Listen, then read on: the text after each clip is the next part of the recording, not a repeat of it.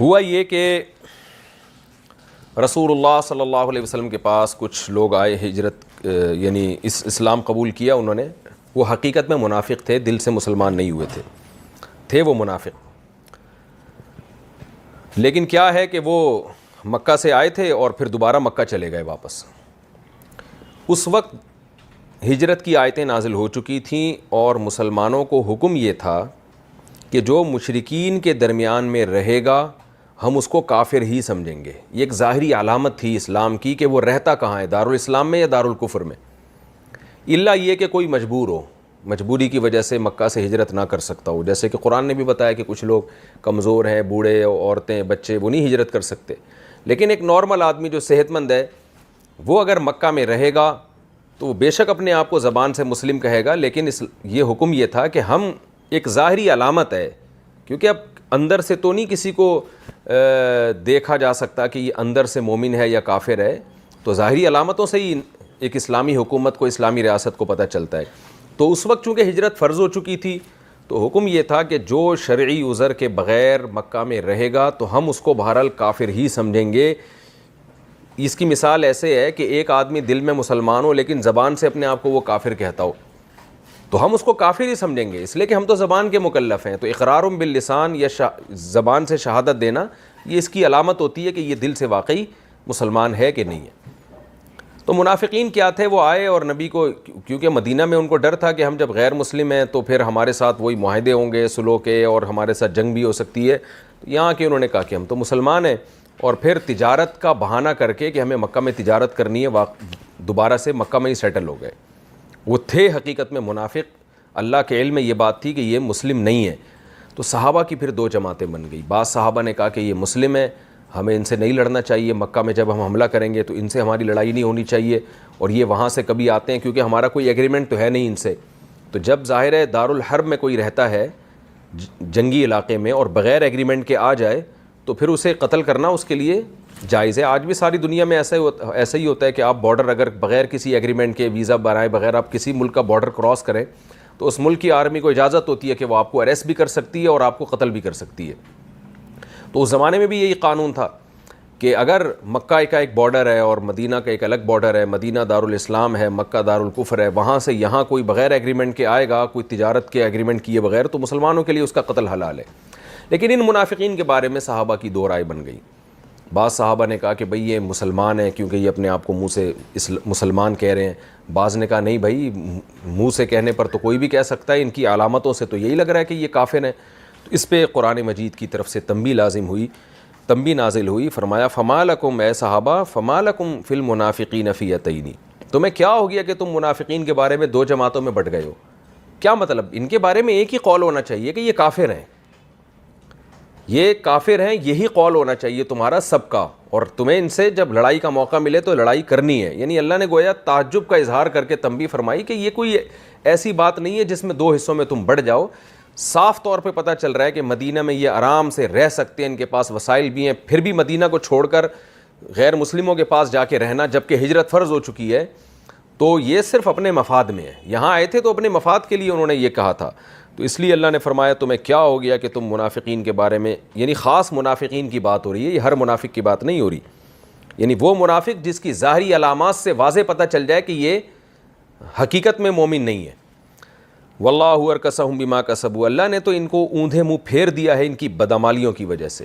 کیا مطلب, ان کی بدعملی کیا تھی کہ یہ دل سے مسلمان نہیں ہوئے تھے, مسلمانوں کو دھوکہ دے رہے تھے, تو اللہ نے ان کو اوندھے منہ پھیر دیا اسی کفر کی طرف. یعنی ظاہری طور پر بھی اللہ نے ان کو دکھا دیا ہے کہ یہ کافر ہیں.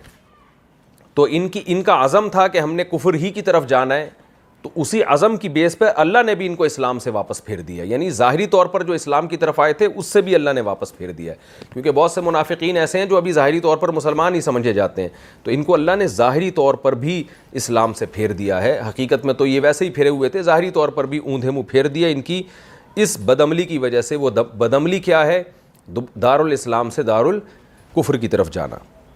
آگے اللہ فرماتے ہیں تریدون ان تہدوا من اضل اللہ, وہ صحابہ جو ان کو مسلمان سمجھ رہے تھے, اللہ نے فرمایا کہ کیا تم یہ چاہتے ہو ان کو ہدایت دو جن کو اللہ نے گمراہ کیا ہے.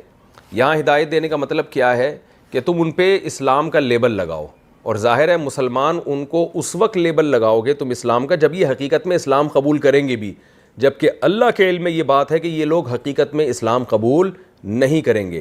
تو جب ان کے مقدر میں ہدایت ہے ہی نہیں تو تم مسلمان کہہ کے یہ کیوں ظاہر کر رہے ہو کہ یہ گویا اسلام سچے دل سے قبول کریں گے اور ہماری نظر میں یہ مسلمان ہوں گے؟ تو یہ بات غلط ہے۔ تو ایسا ہی ہو گیا جیسے اللہ کسی کو گمراہ کرنا چاہ رہا ہے اور تم زبردستی اس پہ اسلام کا لیبل لگا کے اس کو مسلمان قرار دینا چاہ رہے ہو۔ یہ ایسا ہی ہے جیسے ہم کہتے ہیں نا کہ ایک آدمی واضح لفظوں میں ختم نبوت کا منکر ہو اور واضح لفظوں میں شرک کرتا ہو اور پھر بھی اپنے آپ کو مسلمان کہتا ہو، تو ہم اس کو یہ کہتے ہیں نا کہ لوگ پھر بھی اس کو اگر مسلمان کہہ رہے ہوں تو ہم کہیں گے یار تم نے کیا اسلام کا ٹھیکہ لیا ہوا ہے؟ تم یہ چاہتے ہو کہ ایک آدمی سارے کفری اعمال کر رہا ہے مگر پھر بھی تم اس کو اسلام میں زبردستی داخل کرنا چاہتے ہو۔ تو ایسے موقع پہ یہ جملہ کہا جاتا ہے۔ جیسے ایک آدمی حقیقت میں مسلمان ہو اور ہم ذرا سی چھوٹی چھوٹی چیزیں نکال کے اس کو کافر بنا رہے ہوں، کافر قرار دے رہے ہوں، تو ایسے موقع پہ کیا لوگ تانا دیتے ہیں کہ یار جہنم کے تم ٹھیکیدار بنے ہوئے ہو، تم زبردستی ایک آدمی کو گمراہ بنانا چاہتے ہو، تو کیا مطلب گمراہی کا لقب دینا چاہتے ہو۔ تو یہاں بھی یہی ہے کہ تم یہ چاہتے ہو کہ تم ہدایت دو ان لوگوں کو جن کو اللہ نے گمراہ کر دیا، یعنی تم زبردستی ان پہ اسلام کا لیبل لگاؤ جن کو اللہ نے واضح طور پہ گمراہ کر دیا ہے ان کی بدعمالیوں کی وجہ سے۔ وَمَن يُضْلِلِ اللَّهُ، جس کو اللہ گمراہ کر دے، فَلَن تَجِدَ لَهُ سَبِيلًا، تو اے مخاطب تو ہرگز اس کے لیے کوئی راستہ نہیں پائے گا۔ اور اللہ گمراہ کرنے میں ظالم نہیں ہے، ان کی بدعمالیوں ہی کی وجہ سے اللہ گمراہ کرتا ہے۔ آگے اللہ نے فرمایا یہ نہ صرف کافر ہیں بلکہ یہ چاہتے ہیں کہ تم بھی کافر ہو جاؤ۔ تو ایسے پکے کافروں کے بارے میں تو دو کانسیپٹ، دو نظریے نہیں ہونے چاہیے۔ وَدُّوا لَوْ تَكْفُرُونَ، یہ تو چاہتے ہیں کہ کاش تم بھی کافر بن جاؤ، کما کفروا، جیسے کہ یہ کافر ہیں، فَتَكُونُونَ سَوَاءً، پس تم سب ایک جیسے بن جاؤ، فَلَا تَتَّخِذُوا مِنْهُمْ أَوْلِيَاءَ، پس تم ان میں سے کسی کو دوست مت بناؤ، کیونکہ ان کی دوستی تمہیں ڈسے گی، یہ تمہیں ورغلائیں گے، دوبارہ کفر کی طرف لے کے جائیں گے، حَتَّى يُهَاجِرُوا فِي سَبِيلِ اللَّهِ، جب تک کہ ان کے اسلام کی واضح دلیل تمہارے پاس نہیں آ جاتی۔ وہ واضح دلیل کیا ہے؟ مکہ چھوڑ کے ہجرت کر کے آ جائیں مدینہ منورہ۔ تو جو ہجرت کر کے پراپر طریقے سے مدینہ آ جائے گا تو ہم یہ سمجھیں گے کہ واقعی یہ اسلام کے دعوے میں سچا ہے۔ فَإِن تَوَلَّوْا، اور اگر یہ ہجرت پہ راضی نہ ہو، فَخُذُوهُمْ، پھر بے شک زبان سے 100 دفعہ کہتے رہے مسلمان ہیں، لیکن تم نے کیا کرنا ہے؟ تمہیں موقع ملے تو فَخُذُوهُمْ، تم نے ان کو پکڑنا ہے، وَاقْتُلُوهُمْ، ان کو قتل بھی کرو، حَيْثُ وَجَدتُّمُوهُمْ، جہاں بھی تم ان کو پاؤ، کیونکہ کوئی ایگریمنٹ نہیں ہے، کوئی تمہارا ان سے معاہدہ نہیں ہے۔ وَلَا تَتَّخِذُوا مِنْهُمْ وَلِيًّا، اور دوبارہ اسی مضمون کا تکرار کیا کہ تمہیں ان میں سے کسی کو دوست بنانے کی اور مددگار بنانے کی اجازت نہیں ہے، کیونکہ منافق ہیں، مدد کے نام پہ تمہیں ڈسیں گے۔ پھر یہ ایک کافر کے حکام الگ ہوتے ہیں، منافق کے الگ ہوتے ہیں۔ کافر اندر سے بھی کافر، باہر سے بھی کافر، وہ اس میں اس کا خطرہ کم ہوتا ہے کہ وہ آپ کو ڈسے، کیونکہ وہ جو ہے وہ آپ کے سامنے پیش کر رہا ہے۔ منافق کا یہ ہوتا ہے کہ اتنا بڑا جھوٹ جب آپ کے سامنے بول رہا ہے تو کیا مطلب جو آپ کی دوستی، آپ کے لیے دوستی کا ہاتھ بڑھا رہا ہے، ہو سکتا ہے اس میں بھی یہ جھوٹا ہو۔ اِلَّا الَّذِينَ يَصِلُونَ، ہاں فرمایا وہ لوگ جن کا کسی قوم کے ساتھ، ایسی قوم کے ساتھ مل جائیں کہ تمہارا اور ان سے کوئی ایگریمنٹ ہو، جیسے بنی مدلج تھے جن کے بارے میں خاص طور پہ یہ آیتیں نازل ہوئی۔ وہ آئے نبی صلی اللہ علیہ وسلم کے پاس اور کہنے لگے کہ ہم سے صلح کریں، اور حضرت خالد بن ولید کو نبی صلی اللہ علیہ وسلم نے بھیجا صلح کے لیے، تو انہوں نے کہا ٹھیک ہے ہم اسلام قبول نہیں کرتے، لیکن ہم آپ کے خلاف لڑنے والی کوئی بھی قوم ہوگی ہم اس کی مدد نہیں کریں گے، نہ ہم قریش کی مدد کریں گے اور نہ ہم آپ کی مدد کریں گے۔ دوسری بات یہ کہ انہوں نے یہ بھی معاہدے میں کہا کہ اگر قریش مسلمان ہو جاتے ہیں تو ہم آپ سے ایگریمنٹ کرتے ہیں، پھر ہم بھی مسلمان ہو جائیں گے۔ ہم ابھی آپ کو دیکھ رہے ہیں، پرکھ رہے ہیں کہ کیا اسلام کیسا مذہب ہے، اگر یہ اللہ کا دین ہے، سچا مذہب ہے، تو آپ کی قوم اور قریش بھی ایک دن مسلمان ہو جائیں گے، تو ہمیں یہ موقع دیجیے پرکھنے کا۔ یعنی ان کا مقصد یہ تھا کہ اگر باقی قومیں اسلام قبول کر لیتی ہیں، کیونکہ نبی کا دعویٰ تھا نا آخری نبی ہوں، تو وہی جانتے تھے آخری نبی کی تو اللہ لازمی مدد کرے گا، اسلام کو دنیا میں غالب کرے گا۔ تو اس طرح کی قوم کے بارے میں پھر یہ آیتیں نازل ہوئیں، اِلَّا الَّذِينَ يَصِلُونَ إِلَىٰ قَوْمٍ، ہاں ایسے لوگ جو کسی ایسی قوم سے مل جائیں، جیسے بنو مدلج سے ایگریمنٹ ہو گیا تھا تو کوئی بنو مدلج سے جا کے مل جاتا، یا بنو مدلج کسی ایسی قوم سے جا کے مل جاتے کہ جن سے نبی کا ایگریمنٹ ہوا ہے کہ جنگ بندی کا، تو ایسی قوم سے اگر کوئی جا کے ملے گا بینکم و بینہم میثاق، جن کے تمہارے اور ان کے درمیان ایگریمنٹ ہے، تو یہ لوگ بھی مستثنا ہیں، ان سے بھی تمہیں قتال کی اجازت نہیں ہے۔ او جاؤکم، اسی طرح ان کافروں سے بھی اجازت نہیں ہے، یا ان ایسے منافق جن کا کفر واضح ہو چکا ہو، تو وہ منافق نہیں رہے بلکہ وہ کافر ہی کہلائیں گے، کیونکہ اب علامات سے پتہ چل گیا کہ یہ مسلم نہیں ہے۔ لیکن اگر وہ تمہارے پاس آتے ہیں، حصیرت صدورہم، ان کے دل اس بات سے تنگ ہوتے ہیں، ان یقاتلوکم، کہ وہ تم سے لڑیں، او یقاتلوا قومہم، یا تمہاری سائیڈ لے کے اپنی قوم سے لڑیں، بلکہ وہ نیوٹرل رہ کے زندگی گزارنا چاہتے ہیں اگرچہ کفر پہ ہوں، تو اللہ فرماتے ہیں تمہیں ان سے بھی لڑنے کی اجازت نہیں ہے۔ وَلَوْ شَاءَ اللَّهُ لَسَلَّطَهُمْ عَلَيْكُمْ۔ اب یہ جو دو قومیں ہیں، ایک قوم تو وہ ہے جو کسی سے بھی نہیں لڑنا چاہتے، نہ انہوں نے آپ سے کوئی ایگریمنٹ کیا، لیکن ان کے اعمال سے پتہ چلتا ہے بھائی وہ نہ آپ سے لڑنا چاہتے ہیں نہ آپ کے مخالفین سے، وہ نیوٹرل رہ کے زندگی گزارنا چاہتے ہیں۔ اور کچھ قومیں ایسی ہیں جو جنگجو ہیں، لڑاکا ہیں، لیکن انہوں نے ایسی قوم سے اتحاد کیا ہوا ہے کہ آپ کا اور اس قوم کی جنگ بندی کا معاہدہ ہوا ہے، تو وہ بھی اسی قوم میں حکماً شامل ہو جائے گی۔ تو یہ دو قسم کے لوگوں کے بارے میں اللہ فرماتے ہیں ان سے تم نے لڑنا نہیں ہے، اور اللہ مسلمانوں کو ترغیب دے رہے ہیں ایسے موقع پہ صلح کی اور جنگ بندی کی۔ اور ترغیب دینے میں کیا ارشاد فرمایا کہ دیکھو یہ اللہ کی نعمت ہے کہ اللہ نے ان کے دل میں تم سے لڑنے کی چاہت کو ختم کر دیا۔ تو جب اللہ کی نعمت ہے تو اس نعمت کی قدر کرو، تم بھی نہ لڑو، کیونکہ لڑائی بہرحال ایک فتنہ ہے، جہاں ان کے بندے مارے جائیں گے تمہارے بھی تو لوگ شہید ہوں گے، نقصان سب کا ہوتا ہے۔ تو اسلام بہرحال جنگ بندی کو جنگ پر ترجیح دیتا ہے۔ نبی صلی اللہ علیہ وسلم کی صحیح حدیث ہے، آپ صلی اللہ علیہ وسلم نے فرمایا لا تتمنوا لقاء العدو، کہ دشمن سے لڑنے کی تمنا نہ کیا کرو، یعنی یہ دعائیں نہ مانگا کرو کہ اللہ بس جنگ ہو جائے، بلکہ اللہ سے عافیت مانگا کرو۔ آگے فرمایا فَإِذَا لَقِيتُمْ، لیکن اگر کسی مجبوری سے لڑنا پڑے اور اللہ کی طرف سے جنگ کے حالات بن جائیں، فَاصْبِرُوا، تو پھر صبر سے کام لو، خوب لڑو، اور وَاعْلَمُوا أَنَّ الْجَنَّةَ تَحْتَ ظِلَالِ السُّيُوفِ، اور یقین کر لو جنت تلواروں کے سائے میں ہے۔ تو اللہ تعالیٰ ترغیب دے رہے ہیں صلح کی، فرمایا وَلَوْ شَاءَ اللَّهُ لَسَلَّطَهُمْ عَلَيْكُمْ، اللہ اگر چاہتا تو اللہ ان کو تم پہ مسلط کر دیتا، اور ایک مشکل میں پڑ جاتے تم، ان سے بھی تمہیں لڑنا پڑتا، فَلَقَاتَلُوكُمْ، تو یہ بھی تم سے لڑتے، لیکن اللہ نے ان کو مسلط نہیں کیا تم پر، ان کو ایسا بنایا کہ یہ نہیں لڑنا چاہ رہے۔ فَإِنِ اعْتَزَلُوكُمْ، پس جب انہوں نے تم سے کنارہ کشی اختیار کر لی، فَلَمْ يُقَاتِلُوكُمْ، اور یہ تم سے لڑے بھی نہیں ہیں، وَأَلْقَوْا إِلَيْكُمُ السَّلَمَ، اور یہ تمہاری طرف صلح کو پھینک رہے ہیں، صلح کرنا چاہتے ہیں تم سے، فَمَا جَعَلَ اللَّهُ لَكُمْ عَلَيْهِمْ سَبِيلًا، تو نہیں رکھا ہے اللہ نے تمہارے لیے ان پر کوئی راستہ، یعنی ان کو نقصان پہنچانے کا کوئی راستہ، اللہ نے تمہیں اس کی پرمیشن نہیں دی ہے۔ سَتَجِدُونَ آخَرِينَ، فرمایا لیکن کچھ لوگ ایسے ہوں گے، یعنی تین قسم کے لوگوں کا تذکرہ ہوا ہے اس میں۔ پہلا فریق وہ ہے جو ہجرت نہیں کر رہا اور نہ آپ سے کوئی معاہدہ کر رہا ہے، تو اور اپنے آپ کو کہہ مسلمان رہا ہے وہ، اللہ نے فرمایا ان سے تمہارا کوئی ایگریمنٹ نہیں ہے، موقع ملے گا تم ان سے جنگ کرو گے۔ دوسرا فریق وہ ہے جو یا تو صاف لفظوں میں تم سے معاہدہ کر رہا ہے جنگ بندی کا، یعنی اپنے عمل سے بتا رہا ہے کہ میں نہیں لڑنا چاہتا، یا ایسی قوم کے ساتھ ایگریمنٹ کر رہا ہے جس قوم کا تمہارے ساتھ ایگریمنٹ ہے جنگ بندی کا، یعنی ایسی قوم سے جا کے مل جاتا ہے، تو یہ وہ فریق ہے جو لڑنا نہیں چاہتا۔ تو یہ اس کا بھی اللہ نے حکم بیان کر دیا کہ تم ان سے لڑنے کی تمہیں اجازت نہیں ہے۔ تیسرا فریق یہ وہ ہے جو دو نمبری میں بھی دو نمبر ہے، یعنی ایک نمبر کا دو نمبر ہے۔ وہ کیا کر رہا ہے کہ ظاہری طور پر تو تم سے یعنی ایسے شو کر رہا ہے کہ میں لڑنا نہیں چاہتا، لیکن وہ یہ شو صرف اپنے مفاد کے لیے کر رہا ہے،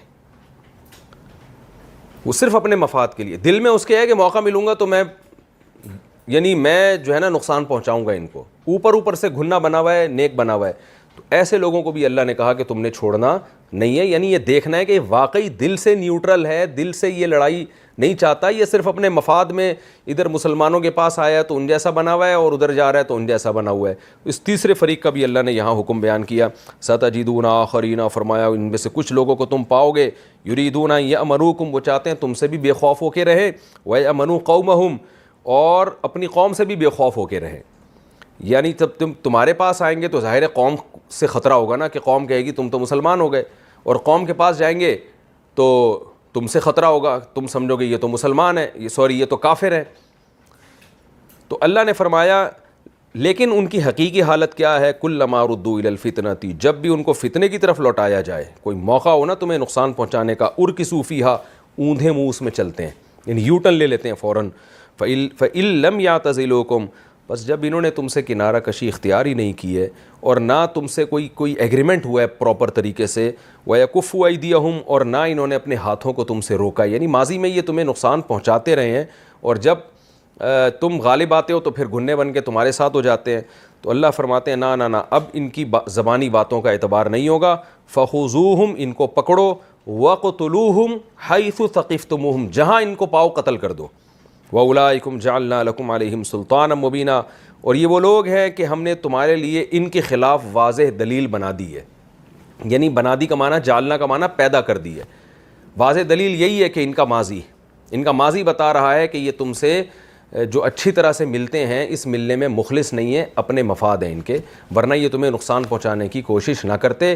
تو ایسے لوگوں کے بارے میں واضح دلیل اللہ نے پیدا کر دی ہے, اور اس کے بہت سارے واقعات ہیں. آپ جب تفسیر پڑھیں گے, سیرت پڑھیں گے انشاءاللہ تو واقعات آئیں گے کس طرح سے یہودیوں نے غداری کی. ادھر مسلمانوں سے ایگریمنٹ کرتے تھے کہ ہم قریش کا ساتھ نہیں دیں گے.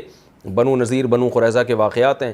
بنو قریظہ کے جو بہت سارے یہودی قتل ہوئے ہیں. آج ملحدین بڑا اعتراض کرتے ہیں کہ ایک دن میں مسلمانوں نے اتنے ہزار یہودیوں کو قتل کیا, تو یہ کیسے رحمت للعالمین ہے صلی اللہ علیہ وسلم. تو یہ وہ یہودیوں کو قتل کیا ہے جو ادھر مسلمانوں کے ساتھ ایگریمنٹ کر کے رہ رہے تھے کہ ہم آپ کے خلاف آپ کے دشمنوں کی بالکل مدد نہیں کریں گے, تاکہ مدینہ میں ہم آرام سے اپنا بزنس کریں, آرام سے کھائیں پئیں. لیکن جہاں موقع ملتا تو یہ فوراً جا کے نبی سے لڑنے والوں کی فوراً مدد شروع کر دیتے تھے. جب دیکھتے تھے ادھر پڑا بھالی ہے, تو نبی صلی اللہ علیہ وسلم نے جب یہ دیکھا تو پھر آپ نے ان کا محاصرہ کیا, اور پھر ان کو قرآن کی اس آیت کے مطابق جتنے ان کے مرد تھے ان کو قتل کر دیا گیا. تو یہ کوئی آپ صلی اللہ علیہ وسلم کے رحمت للعالمین ہونے کے منافی نہیں ہے. دنیا میں کوئی بھی ہوشیار اور جنگ کی ماہر قوم ہوتی وہ یہی کرتی ہے ایسے موقع پہ, کیونکہ جب اتنا بڑا دھوکہ ہو چکا ہے تو یہ آئندہ بھی پھر دیں گے, کچھ بھی کر سکتے ہیں, کوئی بھی نقصان پہنچا سکتے ہیں. تو اللہ نے فرمایا ان کو پکڑو اور جہاں پاؤ ان کو قتل کرو. پکڑو کا مطلب یہ جو قتل کا حکم دیا جا رہا ہے تو یہ بھی اباحت ہے, یعنی واجبی حکم نہیں ہے کہ تم ان کو پکڑو, اس کے بعد چاہو تو قیدی بنا کے رکھو, یعنی غلام بنا کے, چاہو تو ان کو قتل کر دو. جیسے کہ نبی صلی اللہ علیہ وسلم نے بہت دفعہ پکڑ کے آپ نے قیدی بھی بنا دیا ان کو, اور بعض دفعہ آپ نے قتل کر دیا. تو یہ جو بھی جنگ کا کمانڈر ہے اس کو یہ اختیار ہے کہ وہ چاہے تو قتل کرے, چاہے تو قیدی بنا لے اس کو. تو یہ آیتیں تھیں, سارے جہادی ہے ان آیتوں میں. تو اب ہم انشاءاللہ اس میں جو ہمیں علمی نکات ملتے ہیں ان کا نمبر وار تذکرہ کرتے ہیں. پہلی بات تو یہ, فما لکم فی المنافقین فی اتین, اللہ نے فرمایا منافقین کے بارے میں تم دو جماعتوں میں کیوں تبدیل ہو گئے. اس سے کون منافقین مراد ہیں؟ وہ منافق جو واضح علامتیں پائی گئی ہیں کہ یہ مسلمان نہیں ہیں, اور وہ علامت کیا ہے کہ ہجرت کے لیے تیار نہیں ہو رہے. اس سے ہمیں پتہ چلتا ہے کہ مسلمان بے وقوف نہیں ہوتا کہ محض کسی کی زبان پر وہ اعتماد کر لے. جب بھی آپ کے کسی سے معاملات ہوں گے, خاص طور پہ جنگی معاملات جس میں پوری ریاست داؤ پہ لگ سکتی ہے, تو ایسے معاملات میں صرف یہ نہیں کہ کوئی بھی اچھی چکنی چپڑی باتیں کر رہا ہے آپ کے سامنے, آپ کہو بھائی ماشاءاللہ بہت نیک آدمی ہے. جیسے کہ آج ہم نے بہت سے دینداروں کو دیکھا ہے کہ وہ معاملات کرتے ہوئے صرف اگلے کی زبان کو دیکھتے ہیں. تو شریعت نے حکم دیا ہے کہ اس کو پرکھو, اگر اس میں ظاہری علامات یہ پائی جاتی ہیں اس بات کی کہ یہ جھوٹ بول رہا ہے تو ہم اس کو جھوٹا ہی سمجھیں گے. اب یہ ویسے زبان سے کلمہ شہادت اور توحید اور رسالت کا اقرار کر رہے ہیں, تو اللہ نے کہا کہ یہ تو اقرار کر رہے ہیں تو ادھر آ کے کیوں نہیں رہتے؟ ابھی تو مسلمانوں کو افرادی قوت کی ضرورت ہے, رہتے کافروں کے ساتھ ہیں, سارا تعاون ان کا ان کے ساتھ ہو رہا ہے. تو اس سے پتہ چلتا ہے کہ مسلمان جو ہے وہ بہت زیرک ہوتا ہے, بہت عقل مند ہوتا ہے. وہ صرف کسی کی زبانی باتوں پہ نہیں جاتا, وہ ظاہری علامات دیکھ کے بھی فیصلہ کرتا ہے.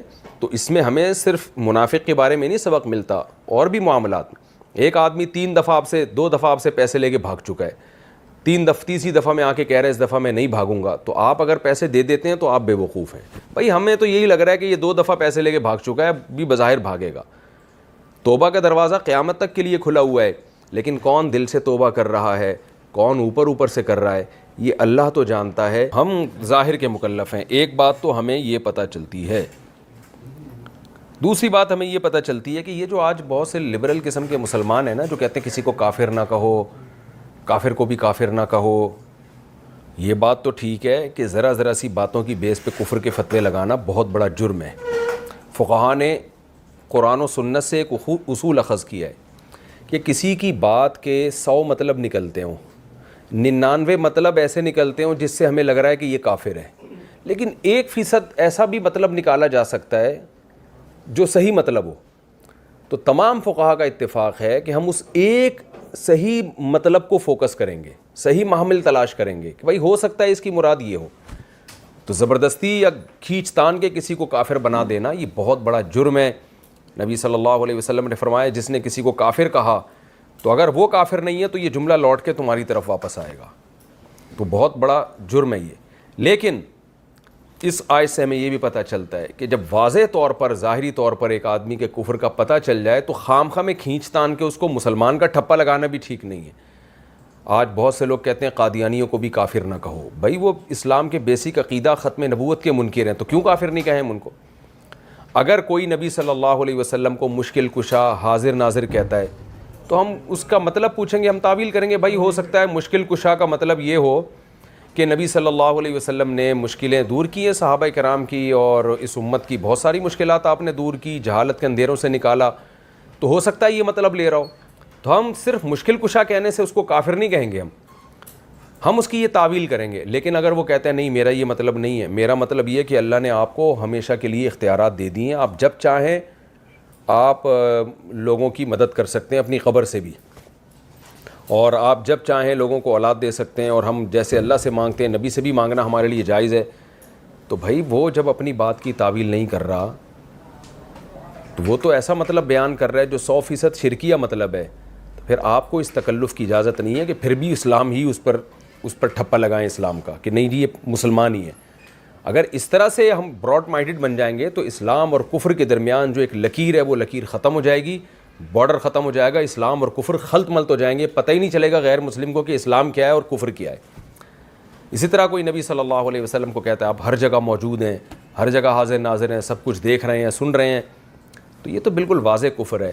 کوئی کہتا ہے آپ عالم الغیب ہیں، ہر چیز کا اللہ نے آپ کو علم دے دیا، کوئی بات بھی آپ سے مخفی نہیں ہے، اگر وہ ویسے ہی کہتے ہیں آپ عالم الغیب ہیں تو جملہ تو یہ بھی کفریہ ہے۔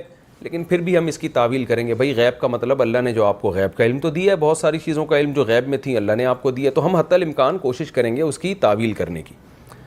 لیکن اگر وہ کہتا ہے میں تعویل نہیں مانتا، میں تو یہ کہتا ہوں کہ غیب کا مطلب ہے کہ ما کانا و ما یکونو، جو کچھ ہوا جو کچھ ہوگا ایک ایک چیز کا علم نبی کے پاس تھا، تو بھائی کل علم تو اللہ کے پاس ہے، یہ تو قرآن سے صاف پتہ چلتا ہے کہ اللہ کے سوا کوئی اس طرح کا عالم الغیب نہیں ہے۔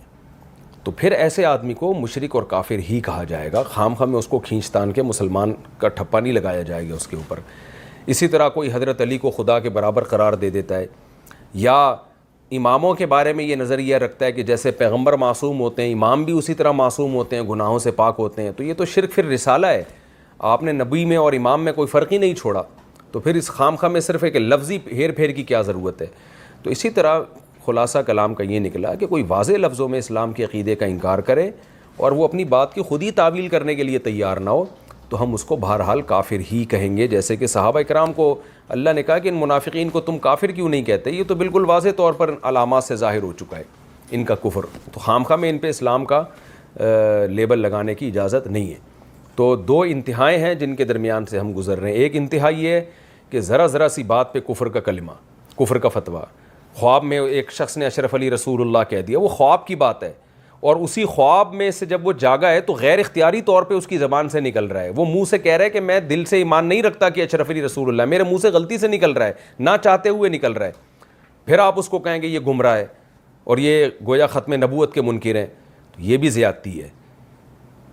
میں نے بتایا کہ 100 مطلب 99 مطلب غلط نکل رہے ہوں، ایک مطلب صحیح نکل رہا ہو، تو اسلام کہتا ہے اس سے ایک مطلب کو، صحیح مطلب کو کی طرف پھیرو اس کی بات کو، کیونکہ کفر کا فتویٰ یا ختم نبوت کا انکار کسی کو کہہ دینا کہ یہ انکار کر رہا ہے، یہ بہت بڑی بات ہے۔ تو یہ جیسے حدیث میں آتا ہے نا کہ ایک شخص کی سواری گم گئی تھی، اچانک جب سواری ملی ہے، بخاری مسلم کی حدیث ہے، تو وہ جوش میں آ کے کہتا ہے اللہ خوشی میں کہتا ہے کہ اللہ تو میرا بندہ میں تیرا خدا.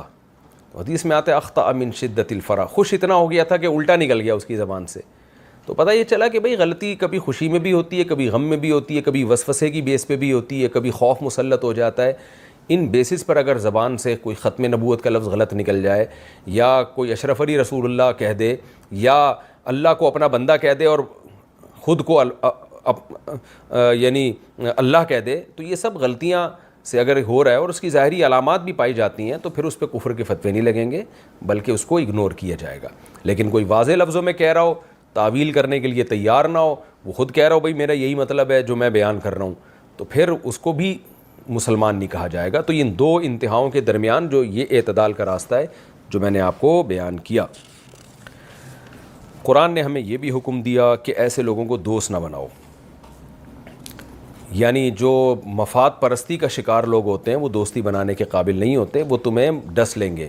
تو ہمیں اس سے عام زندگی گزارنے میں بھی یہ سبق ملتا ہے کہ ہمیں دوست انہی لوگوں کو بنانا چاہیے جو کردار کے لحاظ سے ایک نمبر ہوں, جیسے اندر سے ہیں ویسے ہی باہر سے.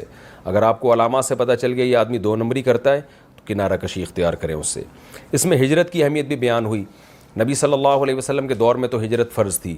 آج اگر کوئی غیر مسلم کنٹری میں رہتا ہے تو علماء کہتے ہیں اس صورت میں اس کے لیے رہنا جائز ہے کہ جب وہ اپنے دین اور ایمان کی حفاظت کر سکے. اگر وہ دین اور ایمان کی حفاظت نہیں کر سکتا وہاں رہ کر, تو اس پر اسلامی ریاست میں ہجرت کرنا فرض ہے. لیکن یہ ہجرت وہ والی ہجرت نہیں ہوگی جو مکہ سے مدینہ تھی, کیونکہ اس وقت تو کفار کے درمیان رہنا اس کی علامت تھی کہ یہ خود کافر ہے. آج کافروں کے درمیان میں رہنا اس کی قطعاً علامت نہیں ہے کہ یہ خود بھی کافر ہے. تو ایسا نہ ہو کہ کوئی امریکہ میں کوئی UK میں رہتا ہے, آپ کہیں چونکہ تم کافروں میں رہتے ہو تو تمہارا زبان سے ایمان معتبر نہیں ہے. تو یہ آج کہنا ہمارے لیے ممکن نہیں ہے. بڑے بڑے مخلص لوگ بھی غیر مسلم ملکوں میں رہ رہے ہیں. تو یہ نبی کے دور کے ساتھ یہ خاص تھا, کیونکہ اس وقت مسلمانوں کو افرادی قوت کی ضرورت تھی, اور جو مکہ میں رہنے والے غیر مسلم تھے وہ مسلمانوں کو اسلام پہ عمل بھی نہیں کرنے دے رہے تھے, اور ایک الگ ریاست مسلمان بنانا چاہتے تھے. تو اس وقت اسلام نے حکم دیا تھا کہ مکہ سے لازمی مدینہ ہجرت کرنی ہے, الا یہ کہ کوئی معذور ہو. تو اگر وہ نہیں کرتا تو ہم فرق نہیں کریں گے, ہم اس کو غیر مسلم ہی سمجھیں گے. تو یہ آج کا حکم نہیں ہے. آج جو حکم ہے اس پر پوری امت کا اجماع ہے کہ غیر مسلم کنٹری میں وہ شخص رہ سکتا ہے جو اپنے اور اپنے اولاد کے ایمان کی حفاظت کر سکے. اور اگر کوئی حفاظت نہیں کر سکتا, برائیوں میں مبتلا ہونے کا, یعنی کبیرہ گناہ میں مبتلا ہونے کا خطرہ ہے, تو پھر اس پر لازم ہے کہ وہ وہاں سے ہجرت کرے. تیسری پوائنٹ کی بات کہ اسلام نے کتنی رعایت کی ہے غیر مسلموں کے ساتھ. بعض ہمارے فقہا کا مذہب یہ ہے کہ غیر مسلم کو تو میدان جنگ میں قتل کیا جاتا ہے وہ کافر ہونے کی وجہ سے. امام ابو حنیفہ کی رائے یہ ہے کہ نہیں, کافر ہونے کی وجہ سے نہیں, بلکہ محارب, یعنی اس لیے کہ وہ آپ جنگی ہے, یعنی جنگ لڑنے والا ہے آپ سے. تو یہ آیتوں سے امام حنیفہ کے قول کی تائید ہوتی ہے کہ قرآن کہہ رہا ہے جو کافر ایگریمنٹ کر لیں ان کو قتل نہیں کرو. وجہ کیا ہے کہ اب وہ جنگ تھوڑی لڑ رہے ہیں, وہ تمہیں نقصان نہیں پہنچا سکتے. تو جو اسلامی ریاست کے قیام میں جو کافر رکاوٹ بنے گا اس سے تو جنگ کی جائے گی. جو کافر اسلامی ریاست کے قیام میں رکاوٹ نہیں بن رہا تو وہ کافر ہو کے بھی آپ کے ملک میں رہ سکتا ہے. تو یہ اسلام نے ایسے موقع پہ چھوٹ دی ہے کہ اس زمانے میں اس قسم کی چھوٹ کا تصور نہیں تھا. اس زمانے میں تو جنگوں کے اصول ہی نہیں تھے, بلکہ اس زمانے میں کہ آج بھی نہیں ہے. آج کی جنگیں بھی مفاد پرستی کی بیس پر ہیں, اس ملک کے وسائل پہ قبضہ کر لو, اس ملک کے وسائل پہ قبضہ کر لو. جبکہ اسلام کی جو جنگ ہے وہ نظریاتی بیسس پر ہے کہ اسلام چاہتا ہے کہ اللہ کا قانون دنیا میں نافذ ہو, تو اس قانون کے نفاذ میں جو طاقتیں رکاوٹ بنیں گی ان سے لڑو گے, جو رکاوٹ نہیں بن رہی ان سے نہیں لڑو گے. تو اس سے جہاد کا فلسفہ بھی سمجھ میں آتا ہے کہ جہاد کا مقصد غیر مسلم کو زبردستی مسلمان بنانا نہیں ہے, بلکہ اسلامی قانون کو تمام قوانین پہ برتری دلانا ہے. یعنی الاسلام یعلو ولا یعلی علیہ, تمام لاز پہ, قوانین پر اسلام کا قانون اونچا ہوگا اور اسلام کے اوپر کوئی چیز نہیں ہو سکتی. تو اس کے لیے لڑائی لڑی جاتی ہے. کسی غیر مسلم کو اسلامی تاریخ میں کبھی بھی زبردستی مسلمان نہیں بنایا گیا, بلکہ جو نیوٹرل ہو کے رہنا چاہیں اللہ نے ان کے لیے صاف طور پہ کہہ دیا کہ اللہ نے تمہارے لیے ان کی طرف جانے کا کوئی راستہ چھوڑا نہیں ہے, تم ان کو نقصان نہیں پہنچا سکتے. اللہ تعالی ہمیں سمجھنے کی اور عمل کرنے کی توفیق عطا فرمائے. تو ان آیتوں میں اب اللہ تعالی قتل کے احکام بیان کر رہے ہیں کہ اگر کسی سے غلطی سے قتل ہو جائے تو, کیونکہ جہاد میں قتل بھی ہوتا ہے, بعض دفعہ اپنے آدمیوں کو انسان مار دیتا ہے غلطی سے, بعض دفعہ تیر آپ مار رہے ہیں دشمن کی طرف لگ گئے اپنے کسی مسلمان کو جا کے. تو اس قسم کے قتل کے احکام ہیں. دیکھیں قتل بیسیکلی 2 قسم پر ہے جو بنیادی قسم ہے. ایک کو کہتے ہیں قتل عمد اور ایک کو کہتے ہیں قتل خطا. پھر اس کی بہت ساری اقسام ہیں فقہ کی کتابوں میں اس ڈیٹیل میں نہیں جاؤں گا. یعنی ہم سادہ زبان میں کہہ سکتے ہیں بعض دفعہ انسان جان بوجھ کر کسی کو قتل کرتا ہے، اور قتل بھی ایسے آلے سے کرتا ہے جو ہے ہی قتل کے لیے، بندوق سے مار دیا، چاقو سے مار دیا، تو صاف پتہ چلتا ہے کہ اس کی نیت قتل کے علاوہ کچھ بھی نہیں تھی. اور ایک قتل ہوتا ہے قتل خطا. قتل خطا میں آپ کا ارادہ نہیں ہوتا، غلطی سے بندہ مر جاتا ہے. جیسے آپ ہرن کا نشانہ لے رہے تھے، اتفاق سے کوئی بندہ سامنے آ گیا، وہاں پہ اس کے گولی لگ گئی. یا آپ سمجھے کہ سامنے کوئی جانور کھڑا ہوا ہے، آپ کی نظر کمزور تھی، وہ کوئی سلیم بھائی کھڑے ہوئے تھے معذرت کے ساتھ، کوئی وسیم کھڑا ہوا تھا سامنے، آپ نے جناب ٹھا کر کے گولی سے اڑا دیا اس کو. بعد میں پتہ چلا رہی یہ کیا ہو گیا، آپ کی نیت بالکل بھی نہیں تھی. آج کے دور میں ڈرائیونگ کے دوران آپ اپنے آرام یعنی ڈرائیونگ کر رہے ہیں اور غلطی سے آپ سے وہ گاڑی کسی کو لگ گئی اور غلطی آپ کی تھی اور وہ بندہ مر گیا. اب ظاہر ہے غلطی تو آپ کی تھی، ٹریفک کے قانون کو تو آپ نے توڑا ہے، مگر آپ کی نیت توڑنے سے بندہ مارنے کی نہیں تھی. وہ اتفاق کی بات ہے کہ وہ بندے کو لگ گئی اور وہ مر گیا. تو یہ سارے قتل کہلاتے ہیں قتل خطا. اچھا، اس میں پھر یہ تو قاتل کی قسمیں ہیں نا، جان کر قتل کرنے والا اور غلطی سے. اب مقتول کی بھی قسمیں. مقتول جس کو قتل کیا گیا ہو وہ 3 قسم پہ ہوتے ہیں. یا تو آپ نے ایسے مسلمان کو قتل کیا ہے جو دارالاسلام میں ہی رہتا ہے، یعنی آپ ہی کے ملک میں، اور کسی دیکھیں دار 2 طرح کے ہوتے ہیں، ایک دارالاسلام ایک دارالحرب. دارالحرب کا مطلب ہوتا ہے ایسے ملک میں رہتا ہے جس کا آپ کے ساتھ کوئی ایگریمنٹ نہیں ہے، بالکل ایک دوسرے کا خون حلال سمجھا گیا ہے، اور ان کا کوئی بندہ یہاں آ جائے تو آپ کو اجازت ہے کہ آپ اس کو مار سکتے ہیں. آپ کا بندہ بغیر ویزے پاسپورٹ کے وہاں چلا جائے تو ان کو اجازت ہے کہ وہ مار دیں. دونوں ملکوں میں ایک جنگ ہوتی ہے جیسے مکہ اور مدینہ میں تھی، تو کوئی آپس میں ایگریمنٹ نہیں ہے. تو ایسی صورت میں کوئی مسلمان اگر دارالحرب میں رہے گا تو اگرچہ وہ ہے مسلمان لیکن رہتا چونکہ دارالحرب میں ہے تو اس کے حکام دوسرے سے تھوڑے ڈیفرنٹ ہیں. تو یہ دوسری قسم کا مقتول ہو گیا کہ آپ نے قتل تو اچھا یہ ہے سارے قتل خطا کے حکام، جان کر قتل کے حکام سورہ بقرہ میں اللہ نے بیان کر دیے، وہ میں بھی بتاتا ہوں. تو غلطی سے جب آپ نے بندہ مارا ہے، یا تو کسی مسلمان کو مارا ہے اور مسلمان ایسا مسلمان ہے جو آپ ہی کے کنٹری میں رہتا ہے، یا آپ نے کسی ایسے مسلمان کو مارا ہے جو ایسے کنٹری میں رہتا ہے جس کی آپ کے ساتھ جنگ ہے اور آپس میں کوئی ایگریمنٹ نہیں ہے، ایسے کنٹری میں وہ رہتا ہے لیکن ہے مسلمان، تو یہ دوسری قسم کا مسلمان ہو گیا. آج اگر کوئی انڈیا میں رہتا ہے تو اس کو دارالحرب اس معنی میں نہیں کہیں گے کیونکہ وہ دونوں ملکوں کے ایگریمنٹ ہے، جنگ بندی ہوئی ہوئی ہے. کوئی امریکہ میں رہتا ہے مسلمان تو اس کو قتل کے حکام وہ والے نہیں ہوں گے جو میں بھی بیان کر رہا ہوں.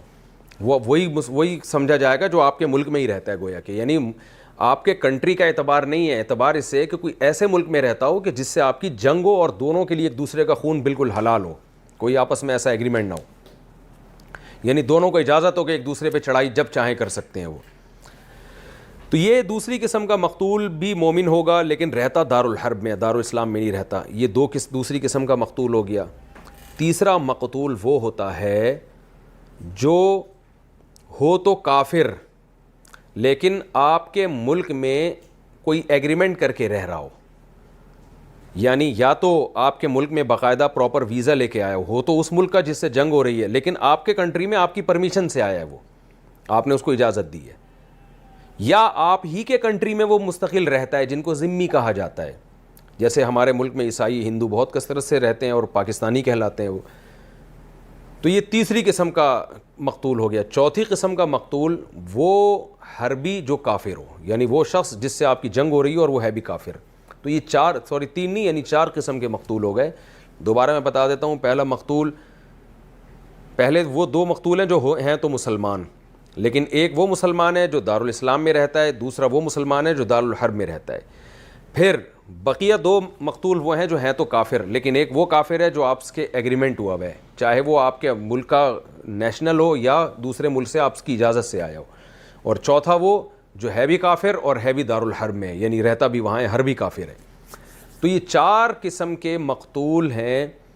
اگر ان میں سے حربی کافر کا قتل ہو جائے غلطی سے تو کچھ بھی نہیں ہے، کیونکہ وہ رہتا بھی وہاں ہے، آپ کا کوئی اس سے ایگریمنٹ بھی نہیں ہے اور اس سے جنگ بھی ہے. وہ آپ بھولے سے بھی یعنی غلطی سے بھی مار دیں گے تو وہ تو جان کر بھی ماریں گے تو کچھ نہیں ہوتا، تو غلطی سے ماریں گے تو وہ طریقے اولا کچھ بھی نہیں ہوگا. اور بقیہ جو ہیں ان میں جو پہلی قسم کا مسلمان ہے، یعنی وہ مسلم ہے جو ہے تو مسلم اور رہتا بھی آپ کے کنٹری میں ہے، یعنی آپ کے کنٹری سے مراد دارالاسلام میں رہتا ہے، اس کو اگر آپ غلطی سے قتل کریں گے تو 2 سزائیں قرآن نے بیان کی ہیں۔ قصاص تو آپ سے نہیں لیا جائے گا کیونکہ جان کر نہیں مارا آپ نے۔ قصاص کا مطلب مقتول کے وارثوں کو یہ اجازت نہیں ہوگی کہ وہ آپ کی بھی گردن اڑا دیں، بلکہ ان کو دیت دی جائے گی۔ تو 2 سزائیں آپ پر نافذ ہوں گی۔ نمبر 1 دیت کی، وہ دیت کی سزا یہ ہے کہ آپ مقتول کے وارثوں کو دیت دیں گے، اور دیت کتنی ہے وہ میں ڈیٹیل میں بھی بتاتا ہوں آپ کو، تاکہ آپ کو نا ایک ترتیب سے یہ پہلے پوری بات یاد ہو جائے۔ دوسرا مقتول وہ ہے جو دارالحرب میں ہے لیکن ہے مسلمان، اس کو اگر آپ نے غلطی سے مار دیا تو دیت آپ پر نہیں ہے، صرف کفارہ ہے۔ اچھا سوری، پہلے والے میں یہ تھا کہ دیت بھی ہے اور کفارہ بھی ہے۔ دیت کا مطلب آپ اس کے وارثوں کو دیت ادا کریں گے، کتنی وہ میں بتاتا ہوں ڈیٹیل آپ کو۔ اور دوسرا آپ کی سزا ہوگی کفارہ، یعنی ایک غلام آپ نے آزاد کرنا ہے جو مسلمان غلام ہے۔ اگر غلام آپ کے پاس نہیں ہے، جیسے کہ آج کل نہیں ہوتا، تو پھر 60 روزے لگاتار کنٹینیو آپ کو رکھنے پڑیں گے۔ یہ پہلی قسم کی قتل کی سزا ہے کہ ایک مسلمان کو آپ نے قتل کیا غلطی سے، ڈرائیونگ کے دوران مار دیا یا شکار کرتے ہوئے مار دیا، یا بھی ایک کیس ہمارے سامنے آیا کہ مکہ مارا ہے اس نے، بیچارے لڑائی میں اس کی نیت قتل کی نہیں تھی لیکن وہ مکے سے ہی بندہ مر گیا۔ تو ایسا بھی ہو جاتا ہے بعض دفعہ، بعض لوگوں کے مکے میں بڑی طاقت ہوتی ہے، یہ مکہ لگ ایسی جگہ پہ جاتا ہے کہ سامنے والا مر جاتا ہے۔ تو اس قسم کے قتل میں آپ نے دیت بھی دینی ہے اور قاتل نے 60 روزے لگاتار رکھنے ہیں۔ آج کل غلاموں کا دور نہیں ہے تو اب 60 روزے ہی ہیں۔ اور یہ دیت دینی کس کو ہے؟ مقتول کے وارثوں کو۔ دوسرا قتل کیا ہے کہ آپ سے مسلمان کا قتل ہو گیا لیکن وہ مسلمان رہتا ہے دارالحرب میں، تو دارالحرب میں چونکہ آپ کی حکومت نہیں ہے، آپ کے ملک کے قوانین وہاں لاگو نہیں ہوتے، تو ایسی صورت میں آپ پر صرف کفارہ لازم ہے۔ کفارہ، وہ کفارہ کیا ہے؟ آپ نے غلام کو، ایک مومن غلام کو آزاد کرنا ہے، یا آپ نے 60 روزے رکھنے ہیں کیونکہ آپ سے ایک انسانی جان کا قتل ہوا ہے، لیکن آپ دیت نہیں دیں گے۔ وجہ اس کی ہے کہ دونوں ملک میں ایک جنگ ہے اور دونوں ملک ایک دوسرے کے ساتھ مالی تعاون نہیں کر سکتے، اور وہ مسلمان چونکہ رہتا وہاں پر ہے تو ولایت منقطع ہے، تو ریاستیں الگ الگ ہیں اور دونوں کے آپس میں کوئی ایسا وہ بھی نہیں ہے، جنگ بندی بھی نہیں ہے، تو دونوں کے لیے ایک دوسرے کی کنٹری کا کہ وسائل حلال ہیں، تو اس کو دیت کیسے دی جائے گی؟ اس لیے کہ اس مقتول کے وارث اگر کافر ہیں تو کافر کو تو ویسے بھی وراثت میں حصہ نہیں ملتا، اور اگر مسلمان ہیں تو انقطاع ولایت کی وجہ سے اس کو دیت نہیں دی جائے گی، صرف آپ پر 60 روزوں کا کفارہ ہوگا۔ تیسری قسم کا قاتل وہ ہے جو ہے تو کافر، یعنی مقتول وہ ہے جو ہے تو کافر لیکن وہ رہتا آپ کے کنٹری میں ہے، یا رہتا تو آپ کے کنٹری میں نہیں ہے لیکن وہ باقاعدہ ایک ایگریمنٹ کر کے آپ کے کنٹری میں آیا ہے۔ تو اس صورت میں اگر آپ سے اس غیر مسلم کا قتل ہو گیا تو بھی دونوں سزائیں ہیں آپ کے اوپر۔ پہلی سزا کیا ہے کہ آپ کو دیت بھی دینی پڑے گی اس غیر مسلم کے وارثوں کو، اس کے کافر وارثوں کو، کیونکہ کافر کا وارث بن سکتا ہے، دیت بھی دینی پڑے گی، اور 60 روزے لگاتار بھی رکھنے پڑیں گے، کیونکہ یہاں بھی وہ چونکہ ایک ایگریمنٹ کے تحت آیا تھا اور آپ کے کنٹری کا ایک نیشنل ہے وہ، تو آپ سے غلطی ہوئی ہے تو دیت دینی پڑے گی اور 60 روزے لگاتار آپ کو رکھنے پڑیں گے۔ ان کا مقتول وہ ہے جو حربی ہے۔ حربی کا مطلب جس سے آپ کا کی جنگ ہے اور ہے بھی غیر مسلم، اس کے قتل کا کوئی وہ نہیں ہے کیونکہ وہ تو لڑائی ہے اور آپ کا کوئی ان کے ساتھ ایگریمنٹ نہیں ہے۔ تو امید ہے انشاءاللہ یہ چاروں قسمیں آپ کو یاد ہو گئی ہوں گی قتل کی، اور ان کے حکام بھی یاد ہو گئے ہوں گے۔ اور اگر جان کر آپ نے قتل کیا ہے تو جان کر قتل کی اخروی سزا تو قرآن نے یہاں بیان کی ہے، دنیاوی سزا سورہ بقرہ میں بیان کی ہے، وَلَكُمْ فِي الْقِصَاصِ حَيَاتٌ يَا أُولِي الْأَلْبَابِ، کہ تمہارے لیے قصاص میں حیات ہے۔ جان کر اگر آپ نے کسی مسلمان کو قتل کر دیا جو آپ کے کنٹری میں ہے تو پھر اس مسلمان کی سزا یہ ہے کہ جان کر قتل کی سزا، یا کہیں بھی رہتا ہے وہ، تو اس کی سزا ہے قصاص۔ قصاص کا مطلب یہ کہ مقتول کے وارث آپ ان کو اجازت ہے کہ وہ آپ کو بھی قتل کریں، اور حکومت کا کام ہے قاتل کو پکڑ کے مقتول کے وارثوں کے حوالے کر دینا۔ یہ گورنمنٹ کو اختیار نہیں ہے کہ وہ قاتل کو معاف کرے، یہ گورنمنٹ کو اختیار نہیں ہے، نہ گورنمنٹ کو یہ اختیار ہے کہ قاتل کو قتل کرے، نہ گورنمنٹ کو یہ اختیار ہے کہ قاتل کو معاف کرے، بلکہ شریعت نے صاف لفظوں میں سورہ بنی اسرائیل میں بھی اور سورہ بقرہ میں بھی اللہ نے بتا دیا کہ اگر کوئی شخص قتل کرتا ہے تو حکومت کا کام صرف اتنا ہے کہ قاتل کو پکڑ کے مقتول کے وارثوں کے حوالے کر دیا جائے. اب تمہاری مرضی ہے بھائی, تم اسے قتل کرو یا تم اسے فری میں چھوڑ دو یا دیت لے کے چھوڑو. تو دیت بھی لینا جائز ہے مقتول کے وارثوں کو, تو وہ بھی ٹھیک ہے.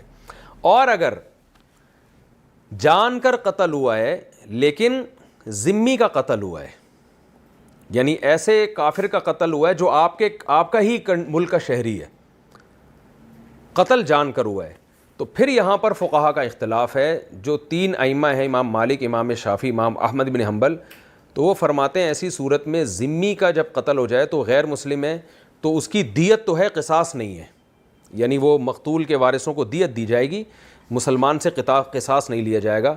لیکن امام ابو حنیفہ رحمہ اللہ تعالیٰ کا مذہب یہ ہے, اور جب بھی خلافتیں چلی ہیں زیادہ تر فقہ حنفی ہی کی حکومتیں رہی ہیں, تو اس لیے عملی طور پر اسی پر عمل ہوتا رہا ہے کہ اگر آپ نے ایسے یعنی غیر مسلم جو آپ کے کنٹری میں رہتا ہے اس کو اگر قتل کر دیا تو قصاص لیا جائے گا, اس ذمی کے وارثوں کے حوالے مسلمان کو کیا جائے گا.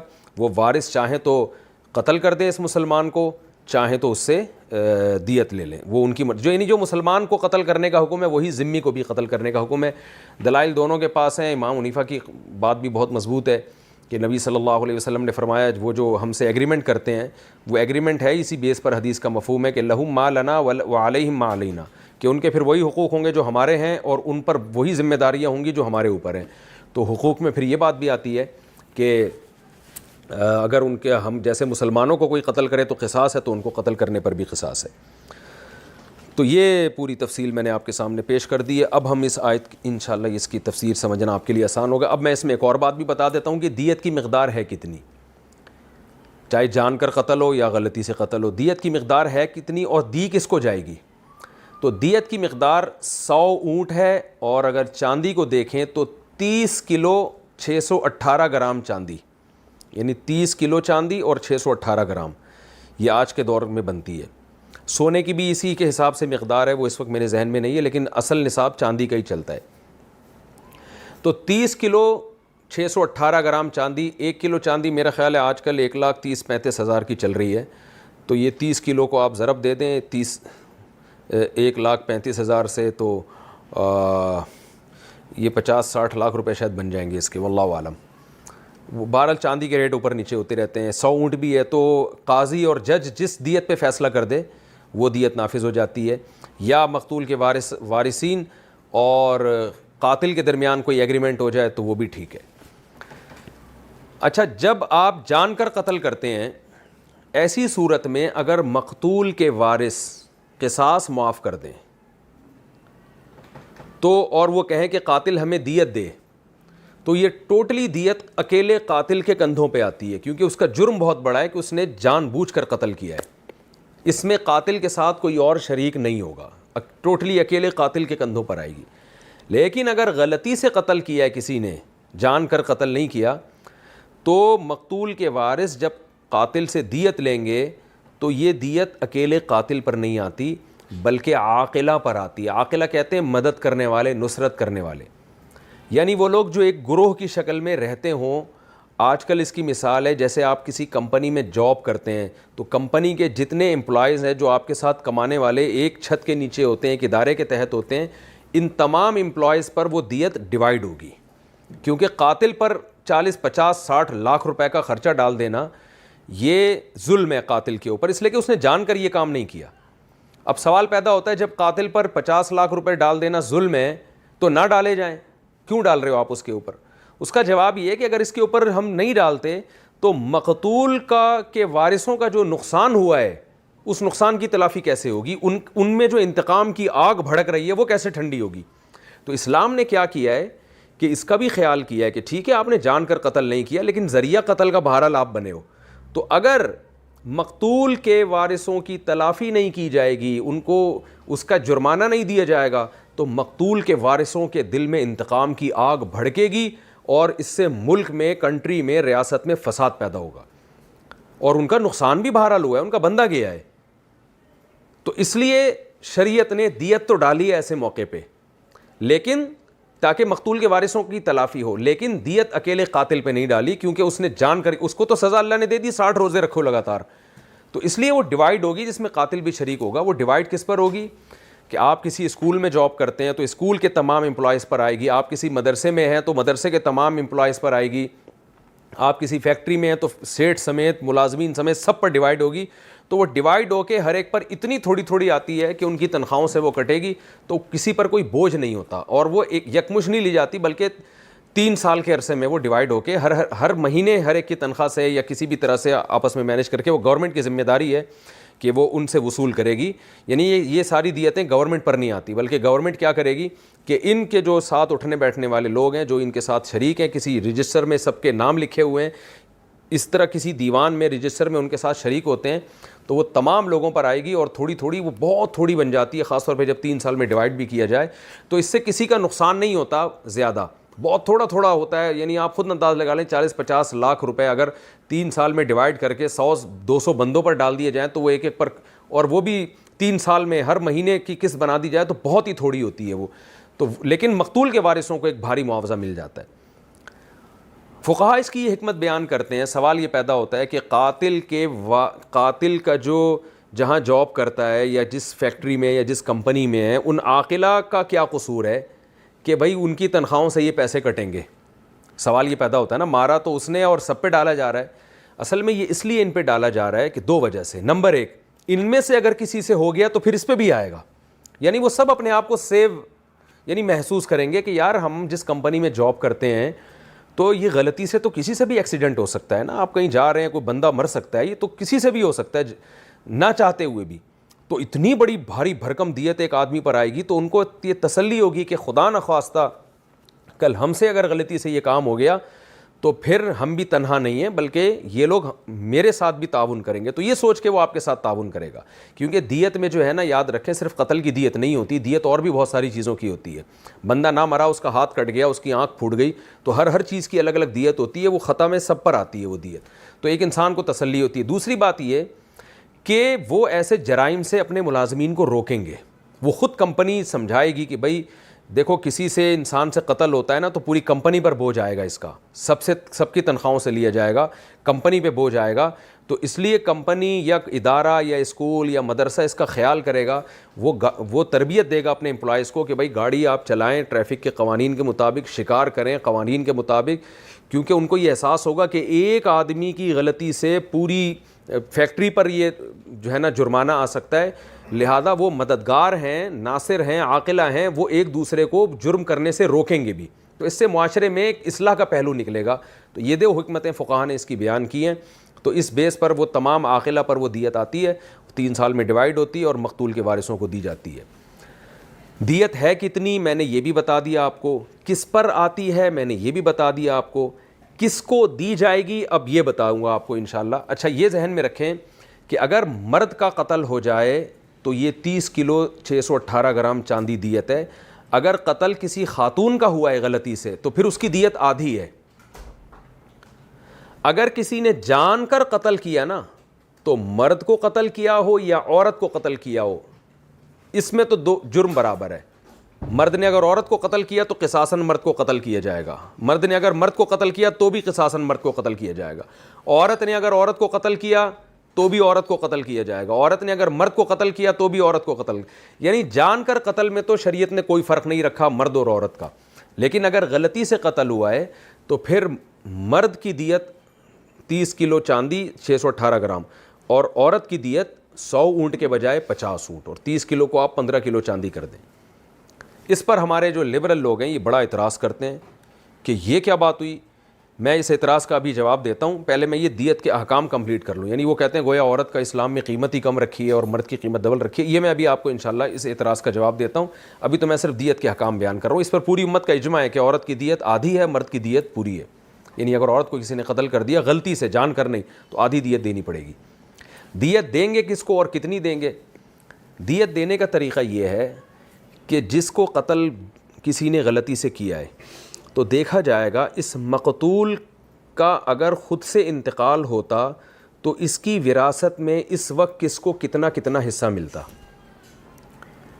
جیسے ایک آدمی کا انتقال ہوا، زید کا، فرض کریں اس کی ایک بیوی ہے تو بیوی کا 8واں حصہ ہوتا ہے، اس کے ماں باپ ہیں تو ماں باپ میں سے ہر ایک کا چھٹا حصہ ہوتا ہے، اور باقی ساری وراثت جاتی ہے بیٹے اور بیٹیوں میں، اس طور پر کہ بیٹے کو دگنا اور بیٹی کو آدھا۔ اگر ماں باپ نہیں ہے تو سارا بیٹے بیٹیوں میں جائے گا، بیٹا نہیں ہے، باپ بھی نہیں ہے تو پھر بیوی اور بیٹیوں سے جو بچے گا وہ بھائیوں میں جائے گا۔ یعنی یہ دیکھا جائے گا کہ یہ آدمی اگر اپنی طبعی موت مر جاتا تو اس کی وراثت میں وارثوں میں کس کس کو کتنی پرسنٹیج کے حساب سے وراثت مل رہی ہے، تو جس پرسنٹیج کے حساب سے مقتول کے وارثوں کو وراثت ملے گی اسی پرسنٹیج کے حساب سے دیت میں ہر ایک کو اپنا اپنا حصہ ملے گا۔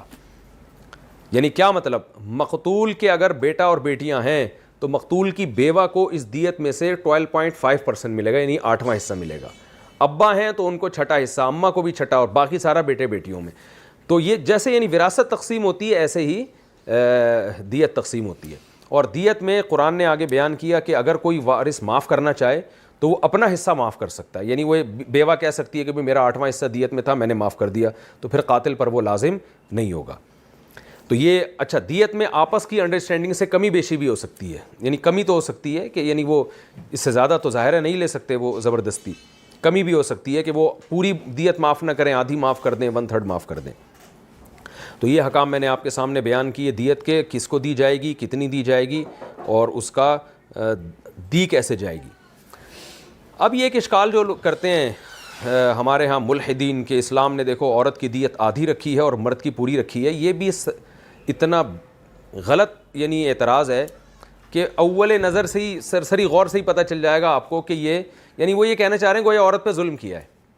تو بات اصل میں یہ ہے کہ جس عورت کو قتل کر دیا وہ تو دنیا سے چلی گئی، اب اگر اس عورت کی آدھی دیت ہے تو اس عورت کو تھوڑی مل رہی ہے، اس کو تو اللہ آخرت میں جو بھی انتقام لینا ہوگا لے گا۔ یہ تو جو خاندان کا نقصان ہوا ہے اس نقصان کی تلافی کے لیے وارثوں کو پیسے دیے جا رہے ہیں۔ تو جب آپ کے خاندان میں کوئی مرد دنیا سے جاتا ہے تو خاندان کو نقصان زیادہ ہوتا ہے، عورت جب دنیا سے جاتی ہے تو خاندان کا نقصان نسبتاً کم ہوتا ہے، کیونکہ مرد میں اللہ نے طاقت اور قوت زیادہ دی ہے، کما کے دے رہا ہوتا ہے اور حفاظت کر رہا ہوتا ہے، لڑائی جھگڑے کرتا ہے، محلے والوں سے الجھتا ہے، وہ خاندان کا محافظ عورت کی نسبت زیادہ ہوتا ہے، وہ ایک جو عمومی ہے، باقی بعض دفعہ اس کے الٹ بھی ہو سکتا ہے، لیکن ہمیشہ قانون اور قاعدہ جو بنایا جاتا ہے وہ ایک اصول اور کلیات کو دیکھ کے بنایا جاتا ہے، اکثریت کو دیکھ کے بنایا جاتا ہے۔ تو چونکہ مرد کے مرنے سے نقصان زیادہ ہے اس لیے دیت زیادہ رکھی ہے، اور عورت کے مرنے سے خاندان کو نقصان نسبتاً کم ہوا ہے تو خاندان کو کم پیسے ملتے ہیں، لیکن یہاں بھی فائدہ عورت اٹھا رہی ہے۔ مثال کے طور پر ایک عورت کا شوہر قتل ہو گیا تو شوہر کی دیت میں عورت کو حصہ زیادہ ملے گا، پوری 30 کلو 618 گرام چاندی میں سے عورت کا حصہ آئے گا اس میں، یعنی عورت کو زیادہ پیسے مل رہے ہیں۔ لیکن اگر اس کی بیوی قتل ہوتی تو مرد کو کم پیسے ملتے۔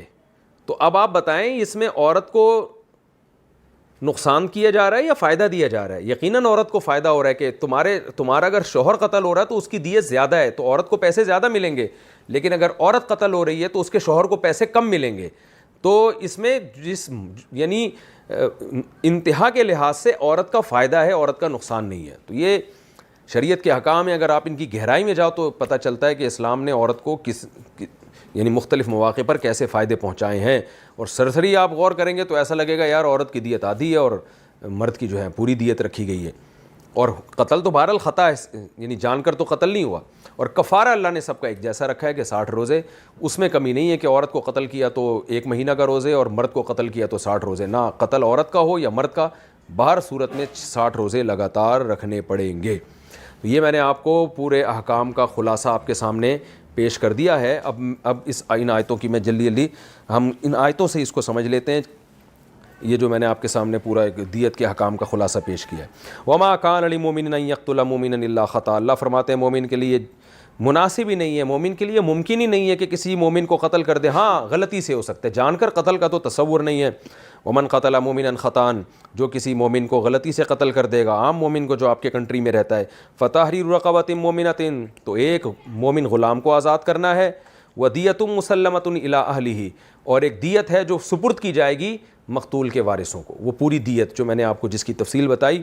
غلام چونکہ نہیں ہے تو آگے اس کا حکم آ رہا ہے 60 روزے۔ الا ان یصدقوا، الا یہ کہ مقتول کے وارث صدقہ کر دیں، معاف کر دیں، ایک وارث معاف کر دے، دو معاف کر دیں، جو معاف کرتا جائے گا اس کا حصہ ختم ہو جائے گا، پورا معاف کریں یا آدھا معاف کریں یہ ان کی مرضی ہے۔ فَإِنْ كَانَ مِنْ قَوْمٍ عَدُوٍّ لَكُمْ، پس اگر وہ مسلمان جس کو تم نے قتل کیا ہے وہ تمہاری دشمن قوم میں سے یعنی دارالحرب میں سے، وَهُوَ مُؤْمِنٌ، لیکن ہے بہرحال مومن، تو پھر دیت نہیں ہے بلکہ صرف کفارہ ہے۔ وہ کفارہ کیا ہے؟ فَتَحْرِيرُ رَقَبَةٍ مُؤْمِنَةٍ، ایک مومن غلام کو تم نے آزاد کرنا ہے، اور آگے آ رہا ہے کہ اگر مومن غلام نہیں ہے تو 60 روزے۔ وَإِنْ كَانَ مِنْ قَوْمٍ بَيْنَكُمْ وَبَيْنَهُمْ مِيثَاقٌ، اور اگر وہ ایسی قوم میں سے ہے کہ تمہارے اور اس کے درمیان معاہدہ ہے، یعنی مومن تو نہیں ہے، کافر ہے، لیکن ایسی قوم میں سے ہے کہ تمہارے اور اس کے درمیان معاہدہ ہے۔ معاہدہ دو طرح کا ہوتا ہے، یا تو آپ کے کنٹری میں رہنے والا غیر مسلم، اس کا بھی آپ سے معاہدہ ہے کہ آپ اس کے جان مال کی حفاظت کریں گے، یا ہو دارالحرب میں سے لیکن ایگریمنٹ کے تحت آئے ہو آپ کے پاس، تو پھر اللہ نے فرمایا فدیۃ مسلمۃ الی اہلہ، تو پھر وہی ہے کہ دیت بھی دینی پڑے گی، وتحریر رقبۃ مومنہ، اور ایک مومن غلام کو آزاد بھی کرنا پڑے گا، اور مومن غلام نہیں ہے تو پھر وہ آگے حکم آ رہا ہے فمن لم یجد، جو غلاموں کو نہ پائے فصیام شہرین متتابعین، تو 2 مہینے لگاتار اس نے روزے رکھنے ہیں، توبۃ من اللہ، یہ اللہ کی طرف سے توبہ۔ سوال پیدا ہوتا ہے بیچارے نے جان کر تو قتل نہیں کیا، غلطی سے قتل کیا، تو 60 روزے اس کے پہ کیوں ڈالے جا رہے ہیں؟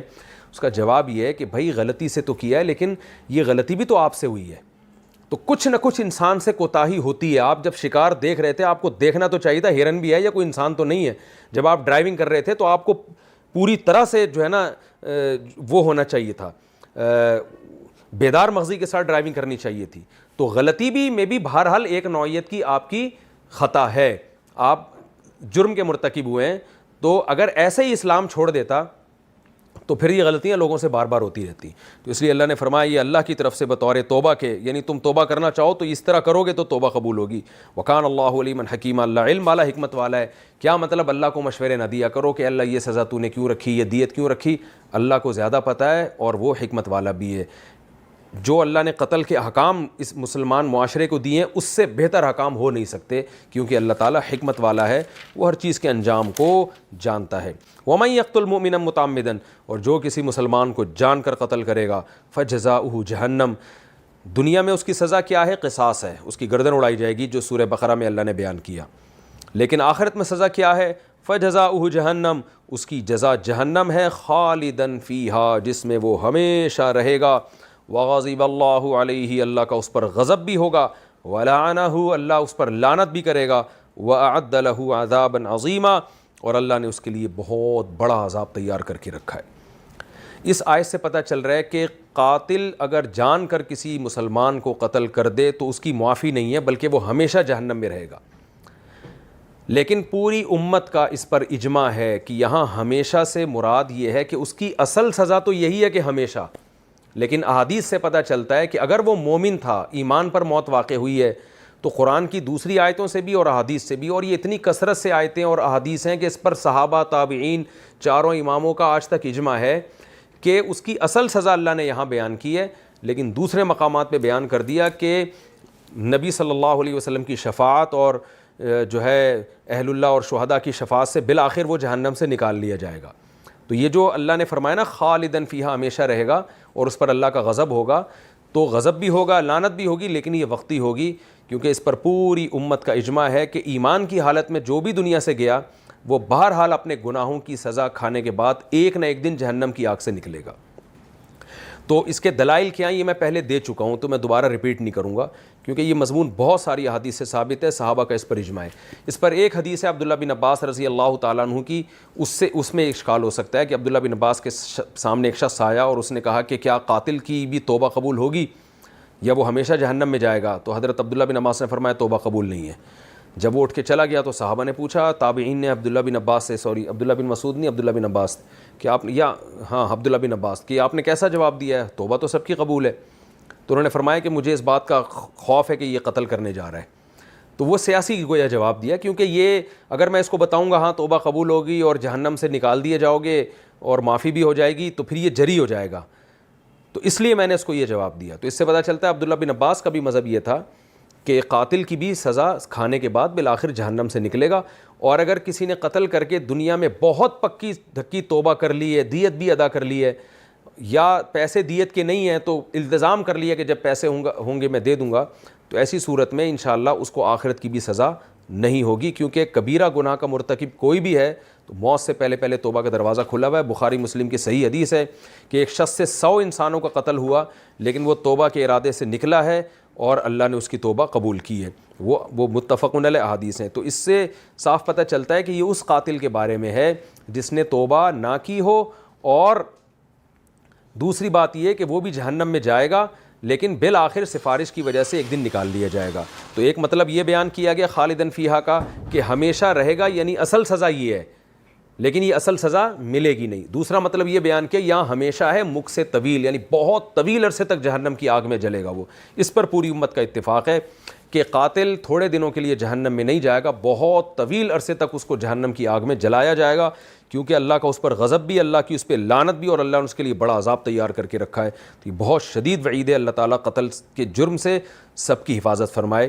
اس پہ کچھ مزید احکام ہیں، انشاءاللہ پھر وہ میں اگلے ایپیسوڈ میں آپ کے سامنے پیش کروں گا۔ اللہ تعالیٰ سمجھنے کی، عمل کی توفیق عطا فرمائے۔ ایک اہم بات جو اگلے ایپیسوڈ میں رہ نہ جائے مجھ سے کہیں، وہ یہ کہ آج کل بعض دفعہ یہ ہوتا ہے کہ خواتین سو رہی ہوتی ہیں تو بچہ، دودھ پیتے بچے ان کے بالکل قریب ہوتے ہیں، تو بعض دفعہ وہ سوتے ہوئے میں نا کروٹ لیتی ہیں اور بچہ پچک کے ہلاک ہو جاتا ہے۔ ایسے کئی سارے سوالات میرے پاس آ چکے ہیں، دارالفتہ میں آ چکے ہیں، جامعہ رشید میں آ چکے ہیں، تو وہ بھی قتل خطا میں شامل ہے۔ تو ایسی صورت میں بھی خاتون پر دیت بھی لازم ہوگی اور ان پر 60 روزوں کے کفارہ بھی لازم ہوگا، چاہے اپنا بچہ ہی غلطی سے مرا ہو۔ وما علینا الا البلاغ۔